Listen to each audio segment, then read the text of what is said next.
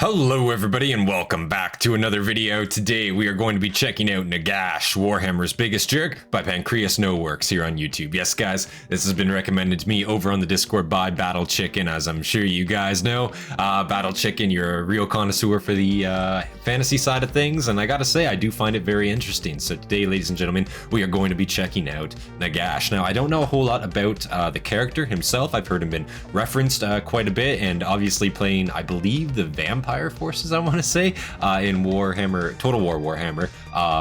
You hear him referenced quite a bit, so I'm assuming he has probably something to do with corruption in a sense. I'm not really too sure what his actual gig is, but you know, apparently he's fantasy's biggest jerk, so I guess we're gonna find out why that is. So if you guys enjoyed the video, of course, leave a like, subscribe for more content from me, and of course leave your recommendations down in the comments below, guys. Come on down, join our Discord. If that's your type of thing, come on down, join our Discords, play some games with us, join in the discussions, recommend me videos, so you can do all that there. So come on down, join the Discord, guys. And yeah, without any further delay, we're gonna get right into this video. So yeah, let me just make sure quality is good, captions on. Let's get right into this video, guys.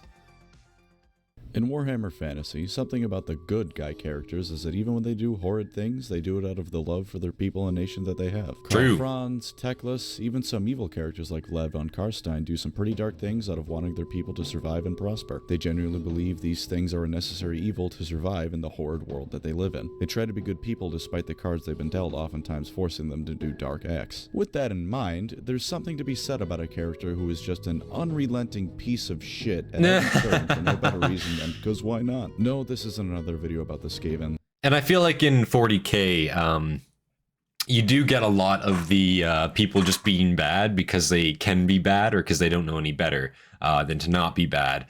In fantasy, it seems a lot more nuanced at times. It seems like characters know that they're doing bad things, they recognize it, but they have to do it anyway. I get the feeling, the sense from fantasy more for that aspect, I guess you could say. That's not to say it doesn't happen in 40k at all. Like, it definitely does. You definitely do see characters think to themselves, fuck, this is definitely not the right path, but it's the only path.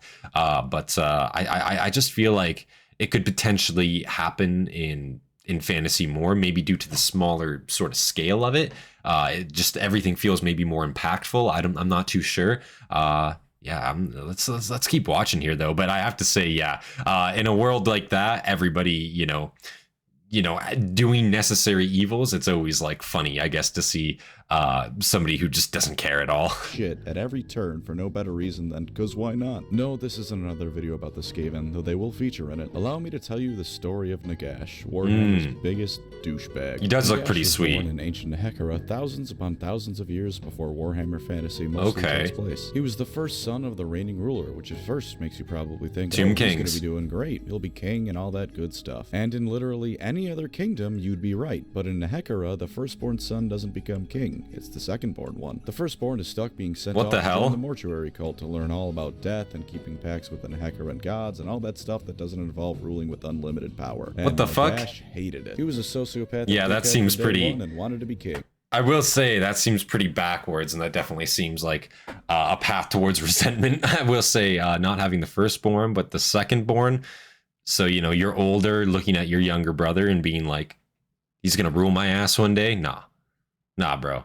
I can see where that, yeah, no, I can see where the failure might lie. But also Tomb Kings. Okay, I wasn't really expecting that, I guess. Again, I haven't really seen anything about him. I don't know much about Warhammer Fantasy. So yeah, like Tomb Kings, I guess. That makes sense to me. Power. And Nagash hated it. He was a sociopathic dickhead from day one and wanted to be king. There was, however, a brief moment in time where his father Katap led a military campaign against Elizabeth but fell ill, whereupon Nagash took over the campaign for him and briefly ruled a city he saved as a king for 6 months. This happened before he was forced to join the mortuary cult, so not only did he get power taken away from him, now he had a taste of what he could have had if he was born just a bit later. Also, his dad removed all records of him actually doing the ruling of the city and leading the campaign, and just had him referred to as a brave warrior. Bit of a dick move, but given what Nagash is going to be getting up to shortly, probably not undeserved. Thankfully, during his father's funeral, a solution to all his problems was practically handed to him on a silver platter. Diplomats from another kingdom arrived with 3 dark elf prisoners to be given to Zandri, Nagash's kingdom, as a sacrifice. Nagash promptly went, "I assure you, everyone, I can handle it from here," and stole them away. When he was embalming his dad's corpse, he realized that dark magic must have played a part in his death, and he correctly assumed that the three pointy-eared assholes in front of him were at least somewhat responsible. So he stuck them in his dad's pyramid, filled the entire thing with lethal traps and whatnot, and told them they can either teach him magic or join his father in the grave. Naturally, they decided to help him, though being elves, they of course made sure to tell him that he was still inferior the entire time. Not that he gave Fair enough. He got that spicy forbidden knowledge either way. He learned how to do magic without relying on the gods, all about chaos and the fun stuff that entails, and that if a human is extra careful, they can use one of the winds of magic. Of course, not all of it at once like the elves, but hey, better than nothing. Eventually, the Dark Elves, of course, managed to escape, but right as they got to the exit... So he is a human at this point. He told them that they either had to beat him in a magical duel to escape or get back in that tomb, so help them, and the elves figured, we're elves, we got this. But in fact, they did not have this, and Nagash ate all of their souls. And this is where things really started to go well for Nagash and poorly for everyone who isn't Nagash.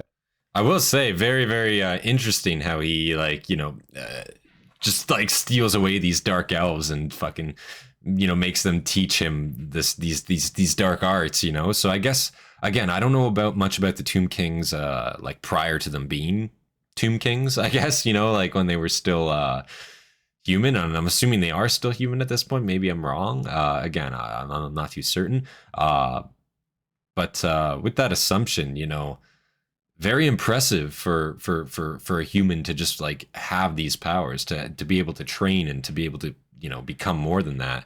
And obviously the Dark Elves didn't really have a choice, but like, damn, you know, they probably feel pretty silly at this point, you know, giving somebody like this such power like that. Souls. And this is where things really started to go well for Nagash and poorly for everyone who isn't Nagash. As a quick side note, though, those three elves were also involved in the false flag operation that started the massive war between the high elves and the dwarfs. So if you ever wondered how the hell all of the horrible things of the Warhammer world managed to come to power, including Nagash, it's because Malekith and his Dami Mommy threw a hissy fit powerful enough to destabilize nations. The Dark Elves did it? He commensurated his newfound power by murdering his brother's court and burying him alive. Already off to a fantastic start. That makes sense. Really into his magical research. I was gonna say, why wouldn't he do that? Well, I mean, all right, not. Then he's just next in line. He was the first one to make meaningful progress with it. Meaningful progress here, meaning potions of eternal life and entire armies of undead soldiers. Like Lord said, he doesn't get shit done. He did almost the whole evil magic shebang: mass sacrifices, torture, kidnapping people to sacrifice and torture. The only thing I don't think he did was make pacts with dark gods, because then he wouldn't be the one in charge. He wrote 9 books creatively called the 9 Books of Nagash, which honestly, that's smart. He didn't make any pact with the dark gods, because then again, like, yeah, he has a master. He wants to be in charge. He wants to be the master of his own realm in a sense. So is he like the Lord of Necromancy? Is he like the guy, you know what I'm saying, that these, you know, all these necromancers kind of worship, be it vampires, tomb lords, whatever have you at this point? Again, I'm not too sure. I hope we find out here. Maybe not, though. Then he wouldn't be the one in charge. He wrote 9 books creatively called the 9 Books of Nagash, which of course, fair enough, I guess. These contained the secrets of all he had learned, though because he put a portion of himself in each of them, only he could get the full power out of them. Why he needed to get the power out of the books he wrote, I don't know, but I guess even without the knowledge, they're still incredibly powerful magic artifacts, so maybe that's why. Or just because he's a dick. That's always a good reason to go for when you're talking about Nagash. Then he started his trend of building massive black pyramids, at least partially made out of warpstone. First he bankrupted Kem rebuilding it, not only wasting the treasury, but thousands of lives on top of that. Then he figured that if he was going to build this, he might as well full send it, and did pretty much the same thing to all of Nehekara. Eventually, no one could stomach him turning their once mighty nation into a continent-sized decaying remnant of what once was, so basically the city of Chicago scaled up, so they rebelled. Nagash responded by raising a massive army of the dead and then killing his wife, who for the record was his brother's wife before he murdered his brother. He was also abusive and probably sexually assaulted her, because at this point there were only so many ways to make him even more of a shitbag. The writers probably just felt obliged to cross that off the list. I see. He assumed no one was actually going to challenge him once he rose to power. Surely no one was dumb enough to do that. He was very wrong, and the armies of 7 Tomb Kings cast him out of power and murdered all of his lieutenants. Turns out a 7-nation army could hold him back. Who knew? Of course, he slipped away like the weasel he is, and they couldn't destroy his pyramid, but hey, he's gone. Sure, the land's in crippling debt, famine, the gods are pretty much gone because Nagash killing his wife broke an ancient pact, and barbarians from everywhere else are raiding across the land willy-nilly. But hey, at least the big bad was defeated once and for all. It turns out the big bad wasn't defeated once and for all. Nagash wandered in the desert for a little while, kind of like Moses but evil. At one point he died, but he decided that dying is cringe, so he just possessed his body and kept on walking. He saw... That's kind of hilarious. Like, yeah, he just got like ousted, but he's still out there just like fucking like vengeful, you know what I mean? And he's just like, yeah, like... he actually ended up dying, so let me just hear that again. Defeated once and for all. Nagash wandered in the desert for a little while, kind of like Moses, but evil. At what point he That's died, a good line. He decided that dying is cringe, so he just possessed his body and kept on walking. He possessed his body. Some Skaven, and then took a bite out of the warp stone they had on him. Instantly, two things happened from this. One, it was like he ate a senzu bean and recovered a pretty sizable portion of his power. And two, his senses got all screwed up like that one scene from Gravity Falls where the guy has an eyeball for a mouth and he just kind of watered the desert aimlessly for over a century. To fast track century? After that little oopsie, he found a human tribe living on a mountain. He saw how they were mining warpstone, took it over, and then turned it into a magical fortress called, seriously? Nagashazar. Because of course that's what he called it. He fought some Skaven to a standstill and made a truce with them which neither side expected to last for more than 5 minutes, then made not only his evil armor but his crown of sorcery. The armor is whatever, you know, it's just standard evil bad guy armor, but the crown is important and it'll show up later. By this point, vampires started bothering him because someone else found his formula for eternal life but couldn't get the recipe quite right. The first time someone tried to contact him, he magically strangled them from a continent away. But eventually what the fuck? He figured these super powerful undead might make for some good minions and recruited them to his cause. He also may have been guiding them the whole time, but either way, he's got his new lieutenants and decided that he'd take another crack into Hekara, and so he did.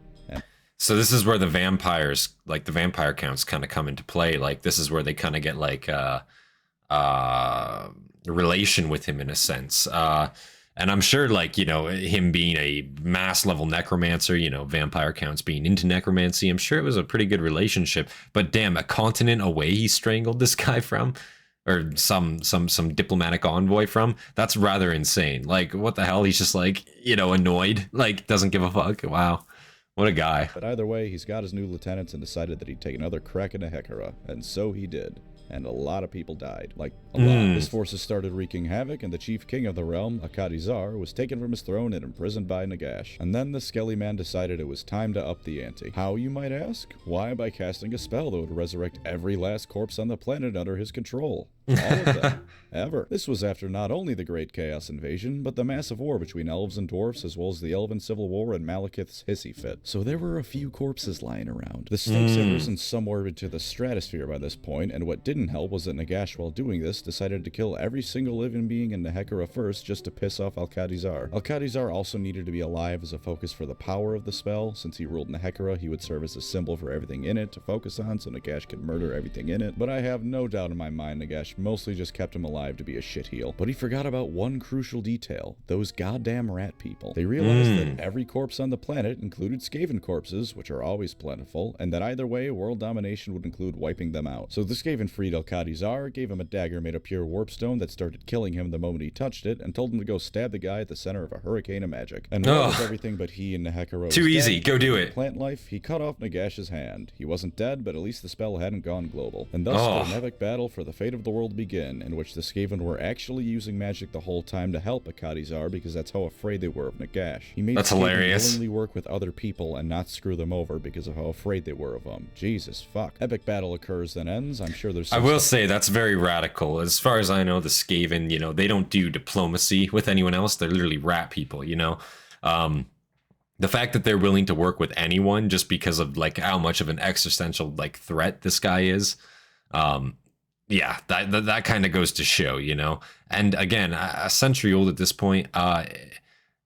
What does he look like at this point? What exactly is he? He definitely still can't be human, right? If he is, like, goddamn. But, you know, let me know. Them over because of how afraid they were of them. Jesus fuck. Epic battle occurs then ends. I'm sure there's some stuff to say in it, but I mean, it's an epic fantasy battle. The good guy ends in the win. What the fuck did I just say? Nagash is dead, but so is Nehekara. Of course, since losing his hand caused Nagash to have an oopsie-whoopsie with the spell, all of the Nehekarans that died in the past came back with varying levels of sentience. The Tomb King started infighting, and now there's all sorts of claims to the throne and a whole ton of shit going down. But that's irrelevant. Nagash is gone now, and this time the good guys actually beat the big bad for certain, even if it was at a measurable cost. Definitely this time.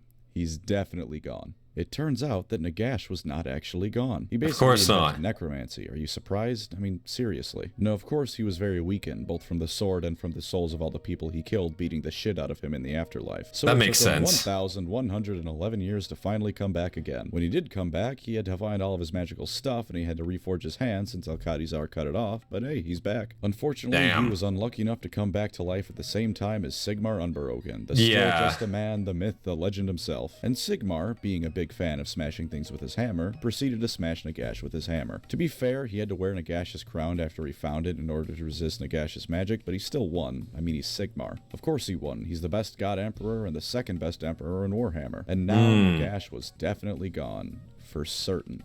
Absolutely, definitely gone.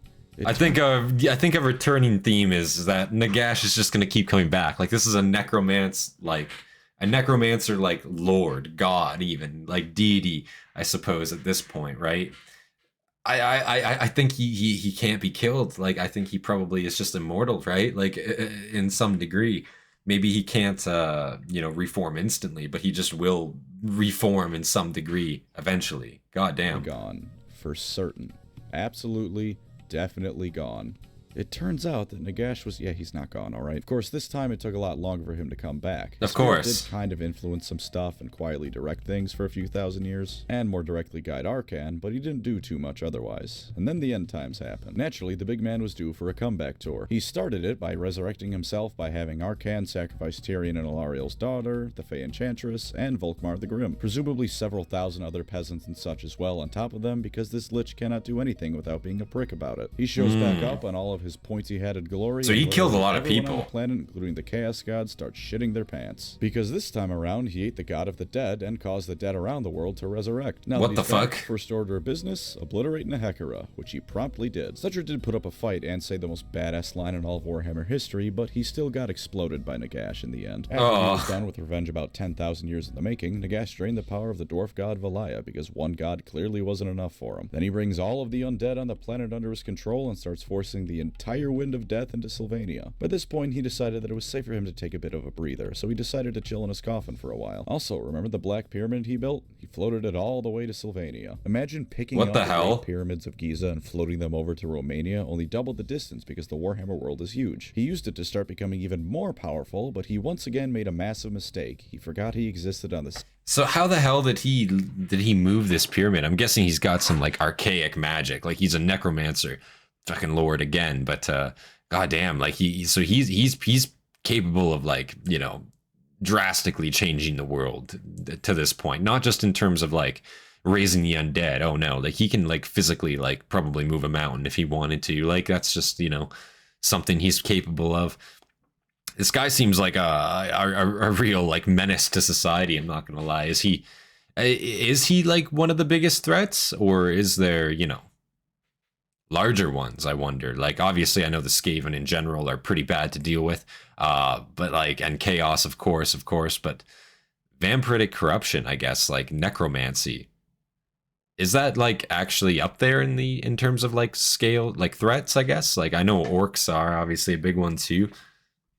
Where would necromancy like lay on that scale, I wonder? Somebody let me know. To start becoming even more powerful, but he once again made a massive mistake. He forgot he existed on the same planet as the Skaven. By this point, the Skaven had decided to become part of Chaos because the writers needed the end times to happen eventually, and that was a good way to do it. A massive demon army led by a traitorous lieutenant of his shows up, and while it was held back thanks to Nagash's power, the Skaven sneaked on under to the pyramid and blew it up with magical nuclear warheads. Understandably a little bit annoyed, he destroyed every single demon on the field with one massive blast of magic.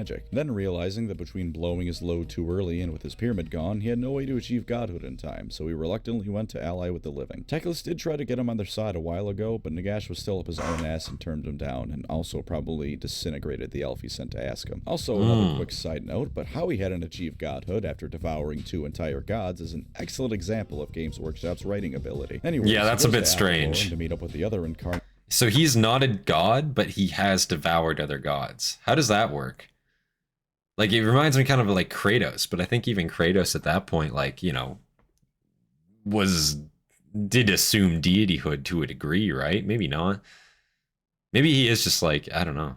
Strange. Somebody let me know the specifics. Excellent example of Games Workshop's writing ability. Because yeah, it's strange. To Athaloran to meet up with the incarnates of the Winds of Magic, and they barely managed to squeak out an alliance. To seal the deal, he gave Manfred to the living as a sort of prisoner exchange, which was pretty funny. Manfred is even what like, the fuck? Hey, wait, what the hell, man, before getting put in a box or something. He also mocks Tyrion and Alariel for not being to save their daughter and prevent his resurrection, because of course he does. During negotiations, Chaos shows up to stop the alliance, and Nagash brutalizes anything chaotic in front of him, and solos a bloodthirster. Nagash, giant giant douchebag, but great in a fight. Everyone's still alive, teleports to Middenheim to stop chaos from overtaking the world, and Nagash continues on as he has and one-shots anything stupid enough to get in front of him before resurrecting their So he can just one-shot them, wow. Love to hate him. He's such an unrepentant asshole, but he does it with such style that I'm still happy he's around. During the fight, he eventually fought Kabanda the Bloodthirster, which required a bit more effort out of him. First, he had to choke him out like a bitch before erasing him from the world. As the climax of the battle is coming up, they go to stop the Chaos Rift from overtaking the world, and then,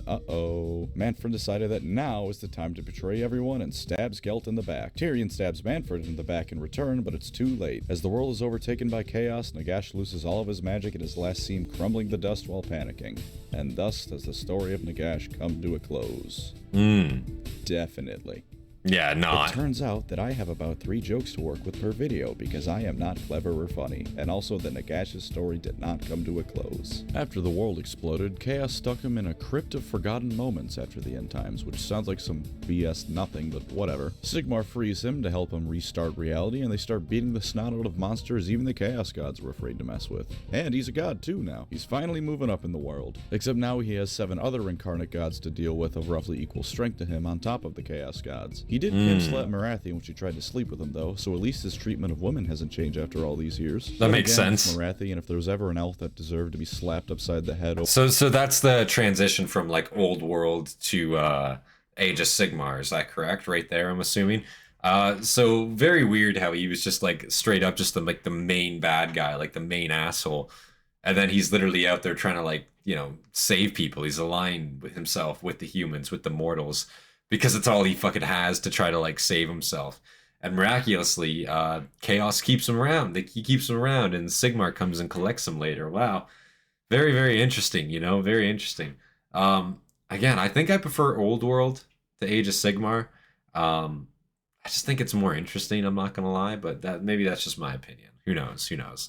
Let's keep watching here. After all these years. Then again, it's Marathi, and if there was ever an elf that deserved to be slapped upside the head over and over, it's definitely her. He immediately begins planning to betray Sigmar and everyone else, because at this point, I'm pretty sure being an asshole is a core part of his soul or something. Speaking of souls, he also claims all the souls of those who die as belonging to him on the basis of do trust me on this one. That's why he really hates Sigmar now, because the Stormcast get reforged, and he only gets a sliver of their soul each time they die. But I get ahead of myself. Nagash ate all the other fucking diabetes, man. Nagash ate all of the other death gods, which somehow still didn't boost his power above everyone else, because Nagash can never win. Chaos invaded, and Nagash is actually seems kind of weird. Sigmar's pantheon to leave him. Unsurprisingly, on his way out, he basically kicks Sigmar in the balls by leaving his forces to rot while Chaos runs rampant, and Nagash goes back home to the realm of death. Somehow, having not have expected this, Sigmar is thoroughly sick of his shit by this point and runs to Shyish to beat the hell out of him, but was so mad he kind of forgot about the whole Chaos invasion running rampant thing going on. Sigmar loses the battle because Archaon tricked him and made him get rid of Gal Maraz, and everything goes super grim and dark and looks like Games Workshop is going to end Times AOS before it even begins. Nagash tries to solo Archaon, gets his shit pushed in, and then goes to pout in a corner and wait for someone else to handle chaos, because that's a good idea. Let the people who grow stronger through rampaging violence have free reign of the universe to rampage and be violent with.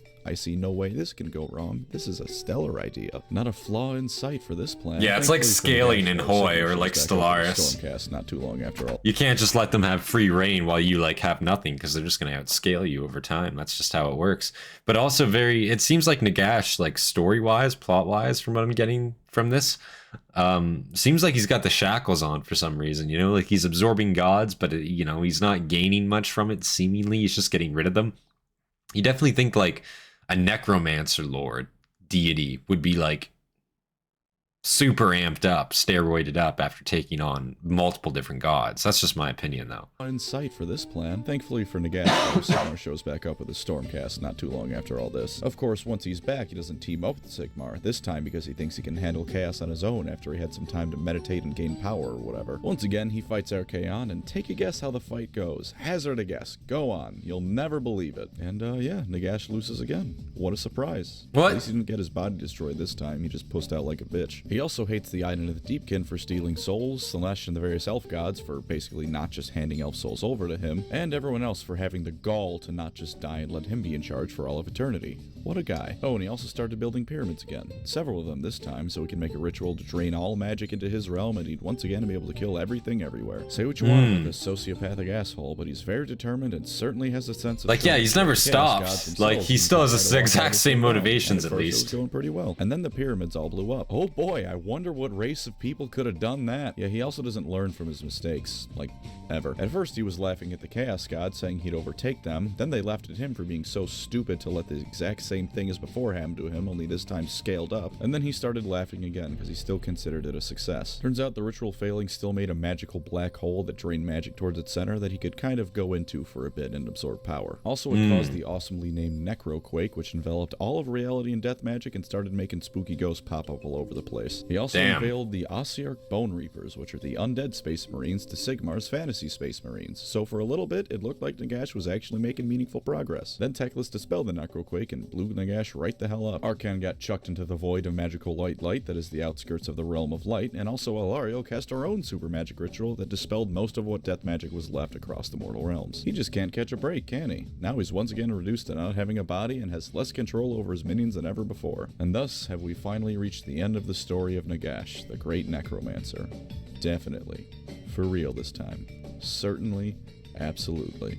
At least until he knits his body back together. Yeah. I just called him the Great Necromancer. You gotta stop falling for this gag. Anyway, there's this story, but why don't we end off with some rules and such? He just comes back again? Yeah? Lore-wise, take Nagash if you want to have the end-all be-all boss of your faction on the tabletop, and if you want someone who's just straight up an evil dickhead, then there's no better choice for you. Plus, he's undead, and the undead in Warhammer are awesome. No sparkling vampire BS here, just fangs, evil magic, and a whirlwind of violence. Imagine putting... It's true, the undead are pretty sick. Only not pathetic in all ways but his power level. Nagash hams it up at every moment, and if you want a villain that steals the show because of how unnecessarily evil he is, here you go. As for his rules, well, he's the god of the dead. Unlike how he is in the lore, he's no goddamn pushover here. 16 wounds, 10 bravery, 9 inches of movement, and a 3+ save means that he's faster than Eldar infantry and he's gonna tank almost whatever you throw at him. He can cast and unbind up to 9 spells, degrading down to a minimum of 4 if you take away 13 wounds, which good luck with that. Naturally, he gets a bonus to casting and unbinding spells because he's the god of death, and to put it bluntly, you're joining his domain whether you like it or not. He has a ranged weapon in the form of his Death Glare, which causes d6 wounds because he's such a stone-cold motherfucker, and 3 different melee weapons to choose from just to really put the hurt on. His melee weapons hit pretty hard, not the hardest in the game, and anything next to him is certainly going to be feeling it. Of course, as is fitting for a necromancer, his magic is what you really want him for. He knows all the spells for the undead faction army he joins, and he can't join any of them since, again, he's their god. But let's just look at his personal abilities for the baseline level of he can fly. Unleash. He can either heal 15 wounds worth of damage or bring back 15 models from the dead, depending on what he's casting on. In a war game where chaff units are incredibly useful for tying down the enemy until they're inevitably destroyed and can make or break a game depending on how they're used, Nagash simply says no. These skeletons are not going to be leaving the table. He can give a unit a boost to their ward save when it's the combat phase. On a roll of 6 for a saved wound, he reflects it right back at the person who was trying to hurt him. Soul Stealer lets him brutalize enemy units and heal himself in turn, so if you don't kill him in a single turn, he's just going to come right back to full health. And of course, my personal favorite, Hand of Dust. Within 3 inches of him, pick a model. If you successfully cast the spell, and you're almost certainly going to, especially if he's unwounded, take a dice and put it in one of your hands behind your back. If they don't pick the hand with the dice in it, the model is just dead. No ward save, no retreating, just gone, reduced to atoms. If they don't have a rule that's more or less specifically designed to prevent this from happening, like Gotrek or Archaon, they simply cease to be. I absolutely love how this isn't just roll a dice. That's very OP. They die, because functionally that's the same thing. They make it so you have to pick which hand it's in, which just makes me imagine some stupid Death Note level mind games going on. Like the player using Nagash is like, he knows I picked my right hand last time I used this and will be expecting my left hand. Thus, I'll use my right hand once more. And the other guy's like, I know he picked his right hand, so surely it would be in his left now. But he might be expecting me to know that, so he must surely have put it in his right hand again. But what if he expects me to assume this and moved it to his left because of this? It's such a stupid little thing, but it's just fun to me to imagine it going down like that. Yeah, it is a pretty fun mechanic. The games work. I will say that is a very, very fun mechanic to have, and it does, like, I think add to a lot of like interesting moments, you know. But yeah, he seems fucking very overpowered on the tabletop. Like basically just like the ability to erase whatever you want. You can just reflect damage. You know, your movement is insane. You can fly, so I'm assuming you can just move over shit as well.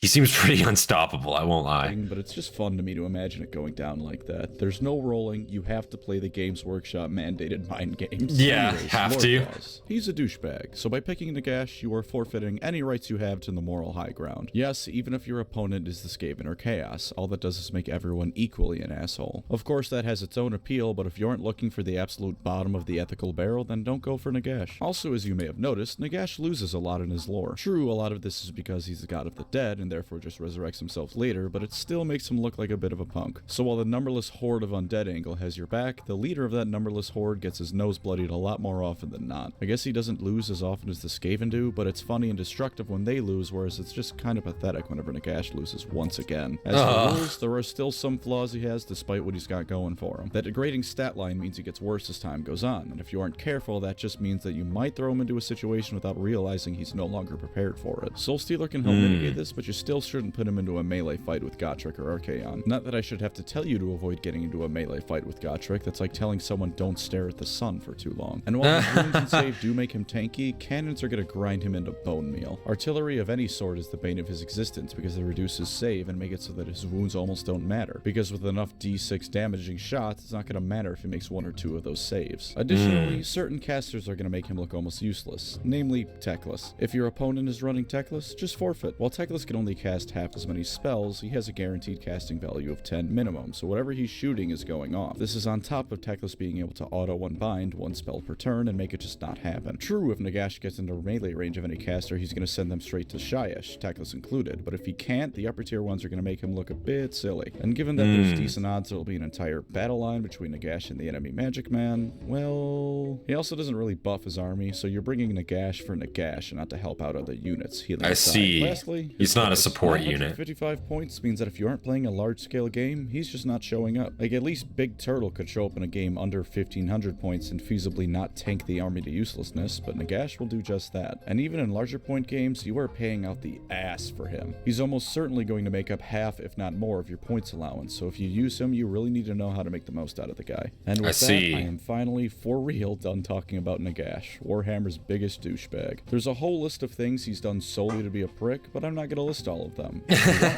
though, go to 1d4chan. At the bottom of his page is a list of the various things he's done for no reason beyond being petty. Holy shit, look at that list. As always, oh my thank you god. to my wonderful channel members. What the fuck? The books of Nagash to my Nagash, allowing me to continue Nagashing for the times to Nagash. Such is the power of Nagash. If you'd like to support the channel, feel free to become a member or subscribe. Theoretically, hitting like also helps me, but I've yet to discover how. Either way, thank you for watching and take care out there. Wow. Well, guys, that was Nagash, Warhammer's Biggest Jerk by PancreasNoWork here on YouTube. I thought that was a great video, guys. I'm not gonna lie.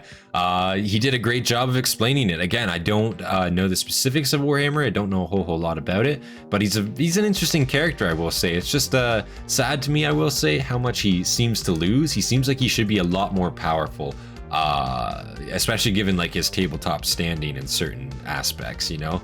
It seems like when he does lose, as Pancreas there said, it seems almost pathetic in a sense. I'd like to see him win a little bit more, you know. I think he definitely should be winning a little bit more, especially given how powerful he seems to be. Yeah, guys, no, I thought this was a good video nonetheless. PancreasNoWork killed it as always. Very interesting video, and yeah, if you guys enjoyed the video, leave a like, subscribe for more content from me, and of course, leave your recommendations down in the comments below. Big shout out to all of our members, all of the Hastati, and our Principe, Dagenhart. I appreciate you, sir. You guys inspire me to make more content for you guys every single day, of course, and with that, guys, I'll see you guys on the next one. Peace, guys.